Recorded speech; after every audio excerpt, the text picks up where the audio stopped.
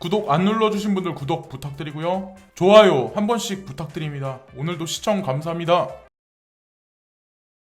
안녕하세요, 찰리브라입니다. 여러분들 아마 지금 계좌를 보시면 아마 되게 많이 우울하실 거고, 저 같은 경우도 이럴 때는 계좌를 자주 안 봐요. 뭐 자주 봐가지고 좋을 게 뭐가 있겠어요. 내가 투자한 데서 더 마이너스가 나면 모든 사람은 다 마음이 안 좋아요. 안 좋을 수밖에 없고. 그러나 제가 미리 말씀을 드리고 싶은 게 하나 있는데, 우리가 지금 가상자산에 투자를 하는 거는 우리가 여기서 단지 10% 20%를 먹기 위해서 우리가 투자를 하는 게 아니에요.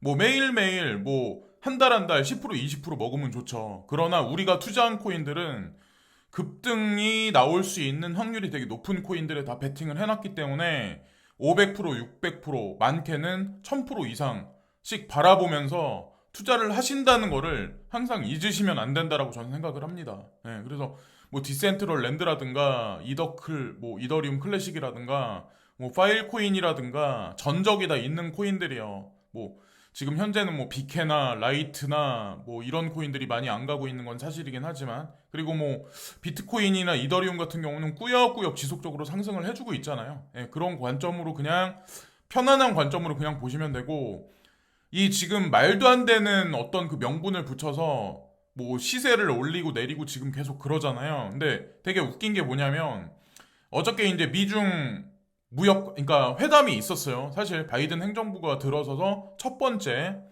근데 그냥 좋게 좋게 끝났어요. 자, 그래서 어쨌든 주식시장은 그냥 나쁘지 않게 견고하게 어느 정도, 나쁘지 않게, 지금 시세가 이런데, 웃긴 건 뭐냐면 달러 인덱스가 여기 보시면 95.85로 0.33%가 상승했어요.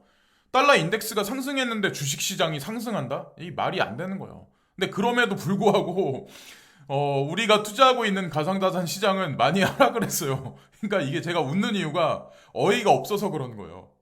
이게 이상한 거는, 꼭 이럴 때는 뭐 사토시 나카모토가 누구느니 갑자기 뭐 크레이그 라이트가 나와서 자기가 뭐 비트코인 창시자다 막 이렇게 얘기를 하면서 불안감을 더 증대를 시켜요. 미디어를 통해서. 그것도 다 알고 보면 다 짜고 치는 고수비라고 생각을 하거든요. 이게 말이 되나요? 자, 달러 인덱스는 상승하는데 주식시장은 올라간다. 근데 그럼에도 불구하고 가상자산 시장은 왜 이럴까요? 그러니까 악재가 없어요. 악재가 과연 뭘까요? 악재는 없어요. 그러니까 단지 제가 이제 개인적으로 보기엔 그냥 위켄드들, 그러니까 명확성이나 주체의식이 없게 투자하신 분들 있죠. 그분들 털어먹기 되게 좋아요. 근데 예전하고 되게 많이 틀린 게 뭐냐면, 비트코인이 요 정도 하락을 하잖아요. 뭐 예를 들어서 9%, 7% 하락을 하잖아요. 예전 같으면 알트코인이 7%가 뭐예요? 15%, 20%, 30% 이렇게 하락을 했었어요. 근데 이게 진폭이 거의 동등해진다는 거죠. 예전보다는. 그래서 알트코인 투자하기에 나쁜 시기는 아니에요. 지금의 현재 시기가. 그래서 어쨌건 우리가 바라보는 거는 요 정도 상승을 바라보면서 이제 투자를 하는 거고, 이런 얘기들이 되게 많더라고요. 그 달러 인덱스가, 달러 가격이 16개월 중 최대폭 상승을 했다. 그래서 코인 가격이 떨어졌다. 왜 주식시장은 왜 그렇고 코인은 왜 그럴까요? 코인은 아직 규제가 안 돼 있기 때문에. 그러니까 찍어다 붙이면 코에 걸면 코걸이, 귀에 걸면 귀걸이라는 거죠. 그러니까 장난이 심한 거죠. 장난이 심한 거예요, 지금. 그래서 어쨌건 달러는 많이 상승을 했어요. 달러가 상승하면 원래 주식은 폭락을 해야지 그게 맞는 거예요. 근데 말도 안 되는 상황이 지금 벌어지고 있는 거예요.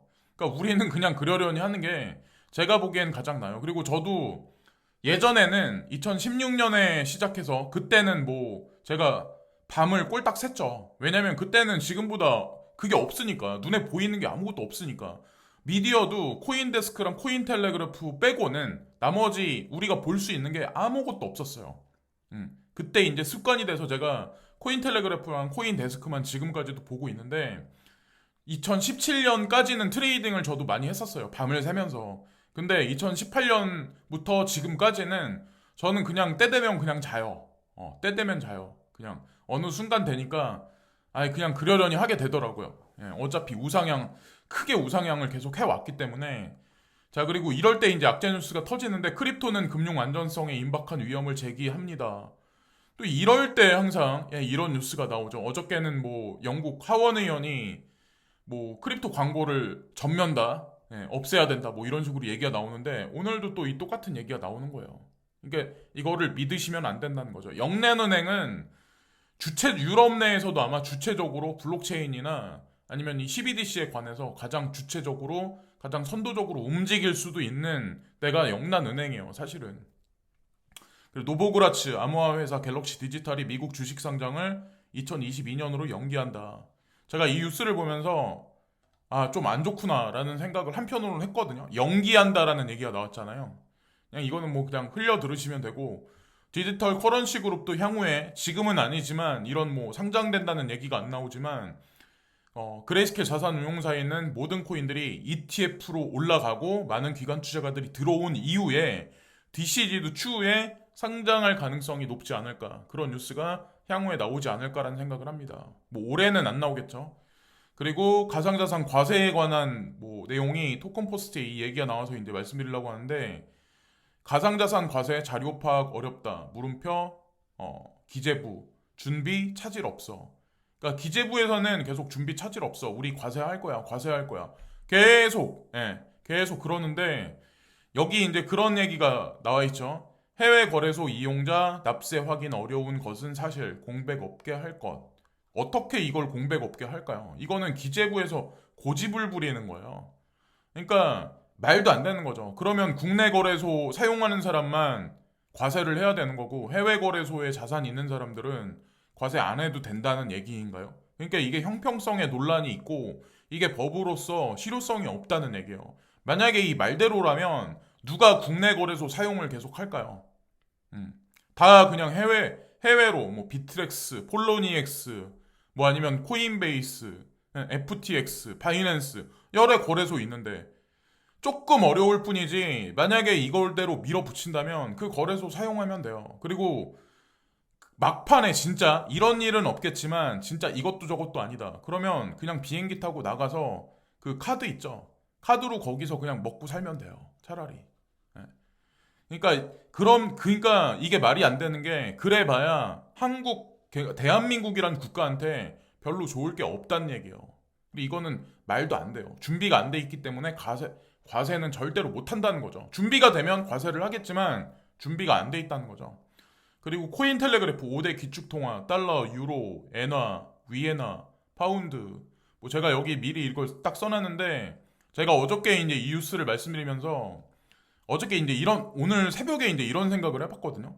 자, 서클이 왜 지금 달러에 패깅돼서 USDC를 찍어내고 있는데 거기다가 엔화까지 이거를 패그를 할까? 그럼 향후에 이제 무슨 얘기냐면 달러가 패그됐고 엔화가 패그됐잖아요. 이 얘기는 뭐냐면 향후에 유로화가 패그될 확률이 높고 파운드화가 패그될 확률이 높고 위엔화가 패그될 확률이 높다. 그러니까 그 IMF 통화바스켓 SDR의 5대 기축통화는 모두 만약에 서클사의 이 코인하고 스테이블 코인하고 만약에 패그되면 어마어마한 유동성이 들어올 수 있는 창구를 연다라고 저는 개인적으로 감히 한번 예측해 봅니다. 자, 어쨌건 이것도 지켜보세요.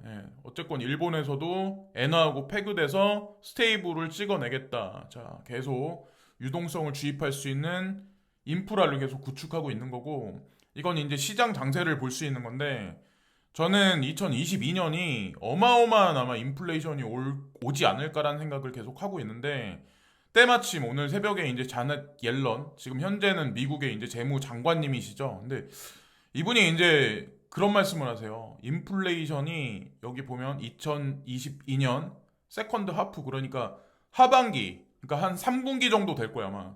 그러니까 3분기 정도는 돼야 그때서부터 이게 감소하기 시작을 할 거다. 인플레이션이 좀 이렇게 좀 침착해질 거다. 뭐 이런 얘기를 지금 하는데 여러분들 생각은 어떤지 모르겠어요. 근데 저는 이런 생각을 해요. 이렇게 될 거라고 생각해요. 그리고 어떤 분이 이제 댓글창에 지금 현재가 인플레이션이 아니라 스태그플레이션 아니냐고 저한테 물어보시는데 스태그플레이션 안에 이 물가 상승 압력 그러니까 인플레이션이란 범주가 들어가 있는 거예요. 경기는 하락하고 있고 실업자는 증가하고 있고 그래서 연준이 현재 딜레마에 빠지고 있는 거예요. 그러니까 연준은 제롬 파월 연준 의장을 대동해서 얼굴 마담을 대동해서 계속해서 뭐 테이퍼링이라든가 아니면 금리 인상에 관한 그런 거를 계속 언지를 하고 시장의 공포를 계속 주입을 하긴 하지만 제가 누차 계속 말씀드리지만 금리 인상이 이 스태그플레이션을 해결하는 데 정답이 절대로 될 수가 없어요. 그러니까 물가 상승이다, 자산 가격 상승이다. 뭐 근데 여기서 실업자는 증가하고 경기는 하락하고 있는데 경기가 상승하고 실업자가 감소하면 그거는 인플레이션이거든요. 그때 정답은 연준에서 말하는 테이퍼링과 금리 인상이 정확히 100% 정답이 될 수 있어요. 그러나 스태그플레이션은 이게 정답이 아니에요. 연준에서 지금 떠드는 거는 실효성이 없어요. 예, 오히려 시장 불안만 가속화시키고 전 세계 국가는 다 여기서 도산할 수밖에 없어요. 근데 이 사람들은 그걸 알고 있다는 거죠. 그래서 바이든 행정부의 인프라 법안이 탄생이 됐던 거고 또 다른 양적 완화를 준비하기 위해서 CBDC를 준비하고 있는 거고 이런 관점으로 매칭시켜서 보시면 거기서 아마 정답이 있을 거라고 저는 생각합니다. 그리고 설상 그러니까 금리 인상을 한다라고 하더라도 예전에 여러분들 아마 보신 자료가 제가 골드만삭스인가? 그 자료를 아마 보신 적이 있겠지만 예전보다는 금리 인상을 한다고 하더라도 1%까지 가는데 기간이 어마어마한 기간을 두고 아마 인상할 확률이 높아요. 그러니까 2014년도나 과거 사례를 보고 그때만큼 인플레이션, 그러니까 금리 인상을 5%까지 올리는데 단기간에 올린다라고 시장에 공포를 주는 사람들도 있는데 지금 현재 이 재정 정책이 그렇게 예전같이 그렇게 녹록치만은 않다는 거죠. 그런 관점으로 보시면 되고 PBOC는 1일 유동성 주입을 500억 위안으로 늘립니다. 중국 중앙은행이 작업이 합리적으로 충분한 은행 유동성을 확보하는 것을 목표로 한다고 말했습니다. 헝다그룹 사태부터 여러 가지 일이 있죠. 근데 중국은 이미 올해 하반기부터 내년에 특히나 그 양적 완화를 되게 대거 많이 하겠다고 발표를 이미 했었어요. 그래서 어쨌건 그대로 지금 PBOC 밸런스 시트도 지속적으로 계속 올라가고 있는 현재 와중이고, 자, 그리고 리플 코인에 관해서 이제 뭐 이게 뭐 여러분들이 이제 피부적으로 와닿을 만큼 이게 뚜렷하게 좋은 뉴스는 아닐 텐데 어쨌건 뭐 중동 지역을 뭐 저비용 국경 간 뭐 페이먼트를 제공하기 위해서 뭐 블록체인 회사와 파트너십을 맺었다 뭐 이런 얘기들이 나왔어요. 근데 제가 이제 한 가지 말씀드리고 싶은데 리플을 투자하고 계신 분들은 리플 코인의 특징을 파악을 하고 이해를 해야 돼요. 그러니까 이거를 이해를 못하면 내가 투자를 할 필요가 없어요. 예와 아니요. 50대 50인데 그냥 아니요라고 선택을 하고 다른 코인, 올라갈 만한 다른 코인으로 당장 옮기시는 게 그게 해답이라고 생각해요. 제가 리플 코인을 제가 특징을 파악한 건 뭐냐면 리플 코인은 전 세계 CBDC의 통로가 되는 역할을 하는 역할이고 허브가 되는 역할을 하기 위해서 이 코인은 절대적으로 한 곳에 머물러 있으면 안 돼요. 네, 이 코인은 그래서 전 세계 스프레드 되고 사람 이동을 해서 전 세계 이제 모세혈관까지 속속들이 들어가려면 지금 가격이 올라가면 안 되죠. 가격이 올라가면 사람들이 코인을 모아요. 그러니까 어떤 분들은 이 코인은 개인들이 많이 갖고 있기 때문에 절대로 못 올라간다고 보시는 분들이 있는데 진짜 확신 있는 사람은 대중 중에 그렇게 많이 없어요. 리플 코인에 투자하고 있는 사람들은. 근데 특히나 제가 이제 한마디만 드릴게요. 저도 이제 뭐 2016년부터 했으니까 5년 정도 됐죠. 근데 어떤 분이 이제 댓글에 달아주셨는데 본인은 5년 정도 투자를 하셨대요. 근데 소송이 걸리고 나서 투자를 하셨다고 하더라고요. 그러니까 5년 정도 한 사람이면 안목이 없는 분이 아니에요. 근데 이 소송 걸렸다는 얘기가 저한테도 시그널로 딱 왔거든요. 이때 엄청나게 저도 많이 매집을 해놨어요. 소송 걸렸다는 얘기 나오고 뭔가가 있는 거거든요, 분명히. 그래서 그 결과는 반드시 나옵니다. 1회 1비 하지 마시고 체인 세이프 뭐 시스템즈인가 여기서 이제 뭐 폴카닷 내에서 파일 코인의 기능을 확장했다. 여러분들 아시겠지만 파일 코인은 지금 뭐 과거 작년서부터 지금까지 여러 메이저 코인들하고 계속 파트너십 관계를 계속 맺고 있어요. 저도 이더리움과 지캐시하고 파일 코인이 3자가 같이 파트너십을 맺어서 뭔가 그림을 그려 나간다는 걸 보고 파일 코인을 그때부터 이제 매집을 하기 시작을 했는데 이더리움은 2.0까지 구현되는데 12월 달에 1단계 업그레이드가 일단 진행되고 내년에 6월 달까지 가장 중요한 업그레이드가 진행이 돼요. 근데 중요한 게 이더리움 2.0까지 가는데 파일이라는 이 저장성, 이 요소가 반드시 필요로 한 거고 그리고 이더리움이 포스로 넘어가면서 G캐시가 가지고 있는 익명성의 어떤 그것도 필요한데 이더리움 2.0에 G캐시가 가지고 있는 익명성 기술이 사용되어진다면 이더리움 ERC20에서 그 기술을 채용하고 있는 모든 이더리움과 관련되어 있는 코인들도 자연적으로 G캐시가 가지고 있는 영지식 그 기능을 다 흡수한다라고 저는 생각하거든요. 그래서 다 이더리움도 2.0으로 가면서 발행량이 대거 줄어들고 뭐 8분의 1로 줄어든다는 그런 얘기가 있더라고요. 그럼 당연히 가격은 올라갈 수밖에 없고 2.0으로 되면서 스테이킹하는 양이 지금보다 훨씬 많이 늘어나면 올라갈 수밖에 없는 거고 그래서 1,000만 원이다, 2,000만 원이다 이런 얘기가 나오고 진짜 중장기로 1억까지 갈 수도 있다는 얘기가 나오는 거죠. 비트코인이 10억에서 100억까지 간다는 얘기가 나오듯이 지캐시도 마찬가지예요. 그래서 예전에 베리 실버트가 2025년까지 7천만 원 정도 간다는 그런 얘기를 넌지시 한번 던졌었던 거고 그런 관점으로 보시면 돼요. 파일 코인도 당연히 다 필요한 요소기 때문에 그랬었던 거고 그런 관점으로 보시면 됩니다. 내가 파일 코인 살 돈이 없다. 근데 어떤 저장성 메타가 있을까? 그러면 스토리지 코인하고 시아 코인이 있어요. 스토리지하고 시아.